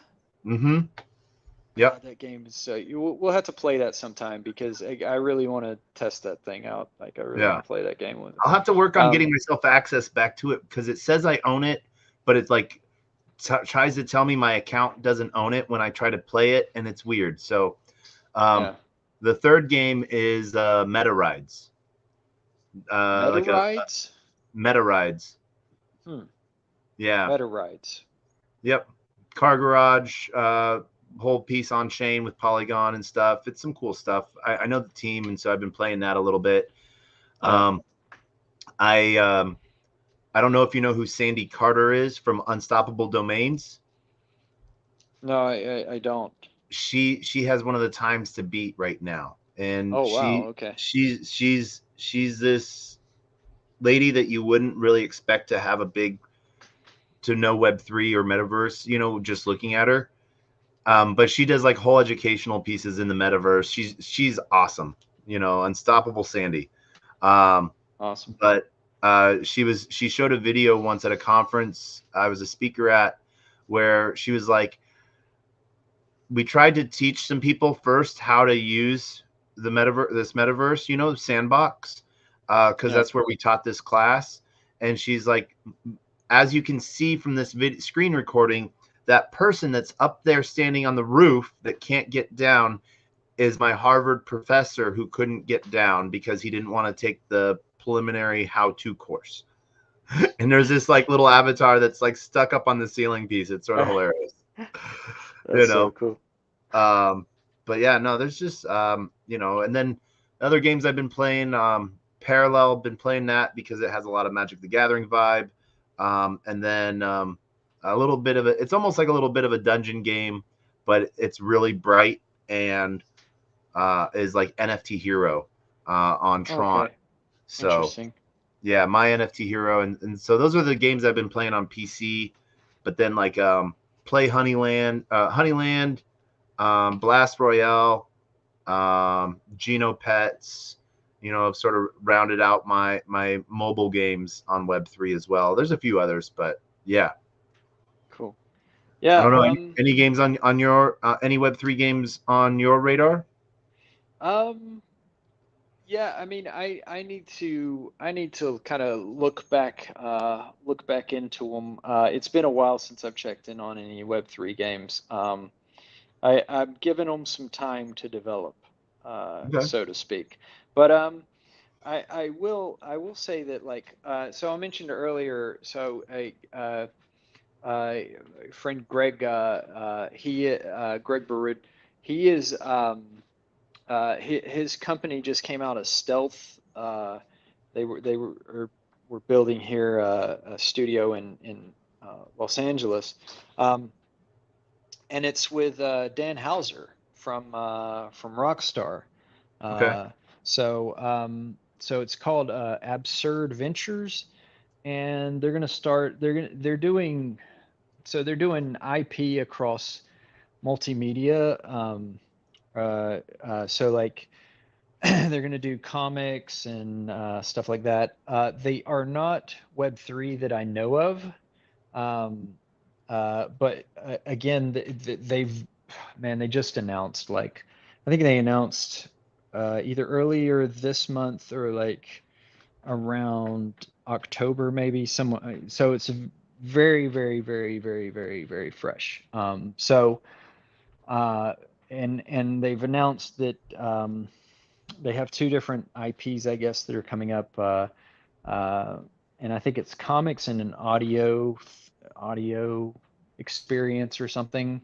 And they're coming up in, I think, early 2024. So people should just check that out. So Absurd Ventures is the company. That should be a good one. The other one that I wanted to mention, again, not a Web3 thing, but one of my ex friends, not past friends, but friends on X. God, Twitter. Just say Twitter. Yeah, let's please say Twitter. This is just, yeah, It's just like a doesn't work Q-tip the other way. versus a cotton swab. They're Yeah, all that's Q-tips. true. Yeah. Anyway, Chantal, she has a dark web streamer, it's called. Okay. It's supposed to be kind of like she just put up the trailer for it on Steam, and actually, so now it can be like wish listed or something. So and it's been a while, and excellent taste in games. So so I'm sure she will. I'm sure it's going to be fantastic, because if you like the LucasArts kinds of things, from like LucasArts and point and click adventure games or whatever, I don't think it is that, but like that's the kind of taste she's got. So that should be, Procedurally generated psycho horror streamer simulation game. yes, that's correct. So it's Become the number one streamer or die. Yeah, it's going to be crazy and fun, I think. So for sure, people should check that out. That's obviously can only be wish listed right now, but she's hard to work on that. So okay, heck yeah, and that's kind of that's the two things. So you said what's on my radar? I guess that's the two things on my radar. Yep. Although not gonna lie, I have been seeing the videos of the Call of Duty, and I've been saying, Maybe I need to Mhm. get back into it. It kind of looks cool. Kind of looks cool. All right. There's some Yeah. cool stuff. There's some cool stuff coming out. I've been eyeing. There's some new games almost that remind me of like the classic runs and ZZ, horse racing and stuff like that. Yeah. Um, that's coming out, and I just What like is some the of the new hot? takes. What is the hot like? What is the gaming chain now? Right now, like would you Right say now, for um, for yeah, November 30th of 2023? We should well, specify. shoot, it's December. It's December 1st where I'm at. So, Uh-oh. Oh yeah. So what is it for December 1st then? Because then um, I that's think with perfect. upcoming, or at least that have good trailer videos, um, would be maybe Sui Network. Um, there seems to be some cool stuff coming out on Near, with that are Okay. or that are built on Near. Oh yeah, Um, near. and I like some of the games that are coming out on Solana, and some of the back end there. Um, Polygon has a good mix, and these are playable games that, and then obviously what Avalanche is building out, there's some cool stuff there. I don't know if a chain has stepped forward yet. Phantasma is still working to build itself out, Yeah. um, and announce itself as the gamer chain. Um, So Yeah. there's some cool stuff happening on Moonbeam, but these are with like predictive market games almost. And I use predictive markets as a, analytics tool to where you give it variables and then it runs multiple simulations and then it picks the most random situation and plays it out. So you don't really get to like, once you pick your variables, your engine type, your captain, and like your spaceship and like your weapons, that's it, hands off, you know? Gotcha. And so, um, yeah, I just played a new game on Pegasus on Lightlink. Um, the the Red Victory or something like that, or Red the Victory. yeah, Hmm. I think that's what it was. Is what I played. I don't. I did a quest on Galaxy, to showcase some new chains the other night, and that was one of the ones that came up. Interesting. Huh. Okay. I'm gonna have Yeah, to check some of those out. that one is it's you pick your two types of heroes and they get bred to get together, and then you can choose. You go to your opponent and you choose your fighting method, and then you just hands off, and Gotcha. it predetermines, and it's it filled some time. Yeah. But parallel, base I guess would be a sleeper with some of the games that are Okay. coming out on base. Gotcha. Yeah, Okay. Interesting. Base. base. Base. No, Base you. base. Base you. Base me very much. Excuse me. Yeah. um Yeah. yeah, no, but man, this has been a minute, so thanks for joining through. Yeah. Wow. We've been going 2 hours here. I Yeah. hope everybody's ears are not bleeding. Oh no, don't worry. They all left a long time ago. Oh, perfect. Yeah. No. We I think only a handful of people, like, I'm going to take a moment, reset the room. I just want to shout out to everyone that's joining us via LinkedIn, YouTube 1, YouTube channel 2, Twitch, Twitter, Rumble, Unlonely, and Kick for thank you for joining us. Shout out to everyone that is I see over in Kick joining us right now, so thanks. Same with Unlonely and Rumble. Um, we got I got I have another screen running like 5 chat channels. So, Wow. and then broadcasting to Farcaster for the heck of it. So, Wow. um, but no, this has been a good time. So, how we end every show. We end every show the same way. You get to end with your final thoughts and words of wisdom. Okay, yes. So, final thoughts and words of wisdom. So, I will give something for each thing. Let's go with so first I will say books. Okay, so like if you're writing something, remember that that books are made of words. Great books are just made of the right ones. So work on getting the right words, and Okay. easy as pie. Um, games. So games.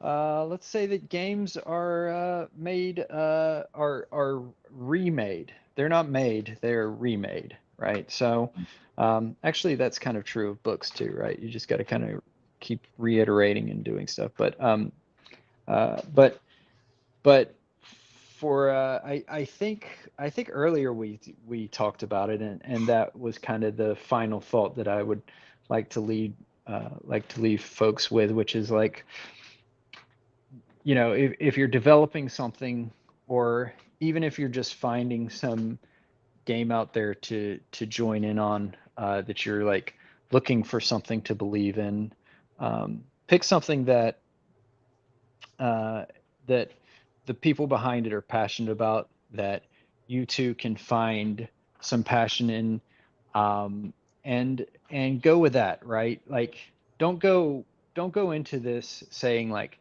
hey, you know, I think that this one has the chance to be the biggest game that ever existed.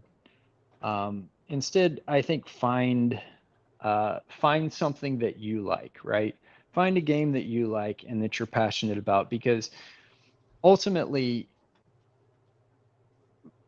you're you can have an effect on it, right? Mhm. And you can have a positive effect on the game developers. You can have a positive effect on other players. Just do that or something. And then let's see. So wait, I said three things. What was the third thing? What was the third thing I was going to say? Movies. Um, Movies, yeah. Oh, yeah. Well, movies, yeah. Like, uh, again, well, across all art, right? That it can be that it can be transcendental, right? All these things can be transcendental, and I think that the key thing is to kind of look for things that build empathy, and that's it. That's all I got. That's the last thought I got. Oh, and AI. Okay, so one last thing on AI, right? It's coming for your job. So that's it. All right. No ifs, ands, or buts about it. It's coming for your job. Just slowly. It's a slow march towards your job. Okay. So have several jobs, not just one. Yeah. And well, or it's coming to make your job better, Yeah. Okay. Yeah. Sure. easier, you Yeah, know? yeah, but exactly that. Well, that's going to happen first, for sure. It's Yeah. going to help your job first, and then one day, one day they're going to be like, they're going to be like, sorry, but we decided to hire the robot. Yes. Yeah. All right. All right. Does that, yeah. All right. That's some thoughts there. Um, Those were thoughts. That's all I yeah. could say about them, is they were Any words kind of of wisdom? thoughts. Words of wisdom. You know, I think that the one word of wisdom that I had was pretty good. That, you know, books are made of words. I think that that's a good word of wisdom. Yeah. Yeah. Good books are Yeah, made of the right words. that's it. That's right. Yeah. Good books are made of the right words. So pick the right words. All right. And as I end every show episode, I want to thank everyone for joining us for your Daily Bite of Degen, episode number 468, talking with Derek Laporte. You can find him on Twitter at DerekLaporte, Derek Laporte. You know, find him, follow him, and see what he's into, because he's into some fun stuff, Yeah, as you can yeah. tell from this. I'll post if people follow me. I'll actually post something, maybe. Yay! For All every right. 10 likes on a previous post, I'll post a new one. I think that's the thing that's going on now, right? Every Likes for 10 work. likes. Yeah, yeah. All right. That meta. Oh, you've been gone from Twitter for a while. That meta is gone. Oh, that was yesterday. Yep, that was yesterday. Okay, all right. Now Yep, today's meta is different. I know. yep. Now everyone's talking about Portal Coin. Portal coin. Gotcha. I'm gonna Don't, have to yeah, look don't, this up don't, after this is nope, over. don't look it up. I'm gonna fall Don't into Portal engage. coin. Don't engage. Do not. Yeah. Every bat whistle Spidey sense on me goes nose. Okay, I'm putting every dollar that I have in this. And you're probably gonna make millions. You put the $10, you're gonna make millions. And that's how I help Web3 grow. I either Perfect. sell and it goes Sell. up, or I don't buy and it goes up. There you go. That's the So best thing to do. Yeah, yeah, I feel the same way with my college football team. Like if I watch, they lose. So I just don't watch. okay. And Yeah. they still lose. I probably, yeah, because their quarterback got injured. So Now you don't, but now you don't know. So it's a Schrodinger's situation. yes, Yeah, exactly. yeah. All right. Well, perfect. And so I end with my thoughts and words of wisdom is a closed mouth cannot be fed, and you cannot feed a closed mouth, meaning if no one knows you're looking for opportunity can never come a knocking. If opportunity does come a knocking and no one answers, it's going to keep on walking. And with that, because you're here, you get to help with the greatest, worst knock knock joke, Derek. We have ended 467 shows with this joke. Okay. Knock knock. Wait, no. No. No, Knock, you're doing the knock knock. Okay. knock, knock. Sorry, I'm real slow with I can't hardly hear. Go ahead. Knock, knock. Oh, geez. Who is it?